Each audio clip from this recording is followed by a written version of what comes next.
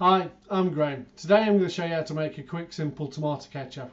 Great if you're on a diet because it's not full of calories, sugar, additives, etc. like you find on the commercial ones from the shops. Will keep in the freezer for ages, and it works really well as an ingredient to make other dishes quick and simple. One of the things you miss on a diet is sauces. Buy them from the shop and they are full of sugar, full of preservatives, full of colorants. So what I'm going to make now is a really quick tomato ketchup, which basically, once it's made, you can freeze in ice cubes, get them out as and when you need it, use it to make quick and easy food or just to go with chips. So half a dozen tomatoes, slice them in half, pack them into a small deep baking tray. You want them quite close together, not all spread out. 4 cloves of garlic. All I'm going to do literally is take the skin off.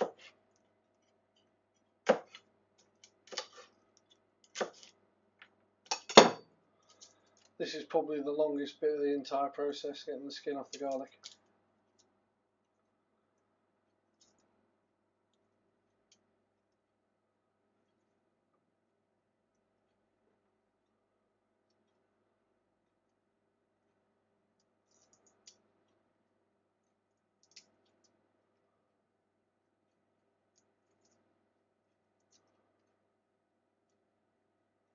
This is one of the few moments in time when I actually wish I had fingernails.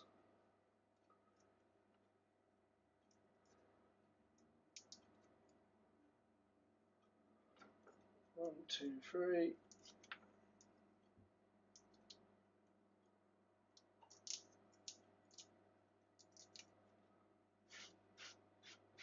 That's 4. Quite small, so just going to chop them in half. They're big, you might want to cut them into a couple more. Put them onto in amongst the tomatoes on the tray. Malt vinegar over the top.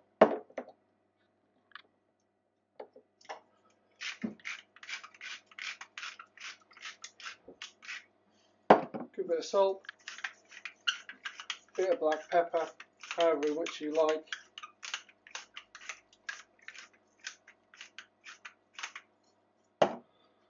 And then into a preheated oven at 200 degrees for 20-25 minutes until the tomatoes have just started to go brown and roasted around the edges. Right, here we are again. 20 minutes later, I've had a lovely cup of tea and a bit of a read. And that's just about perfect. Lazy Cook's favourite toy. Much easier than trying to do this by hand.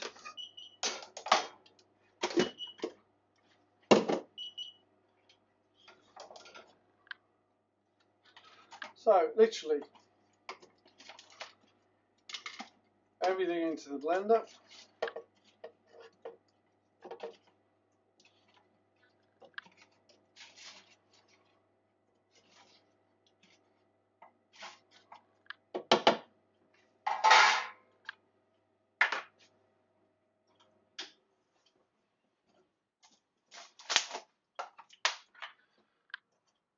For ketchup, I usually put about a teaspoon of sweetener in, and about 2 tablespoons of tomato puree. Now, of course, if you want sweet chilli sauce, when you're roasting the tomatoes, chop up a couple of chilies and roast them with it, so they go into the blender at this stage. Depending what you add at this stage, you can make it into a very nice fruity brown sauce fairly easily. You may need to add a little bit of water to this, but in an ideal world, you minimise. You want to keep as little water as possible in this, because otherwise you just got to reduce it on the hob for a little bit. If the tomatoes are nice and ripe,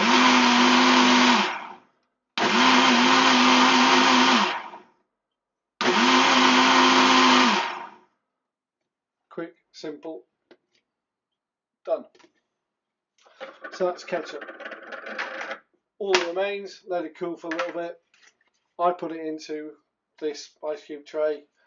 One batch usually makes just not quite 2 ice cube trays in the freezer, keeps for ages. A couple of cubes out every time I want ketchup for chips. Or, as I'm going to do with some of this later, I'm going to use this as a recipe to give me a nice quick easy meal. Normally I would already have this prepared. So this is like 4 minutes worth of effort maximum.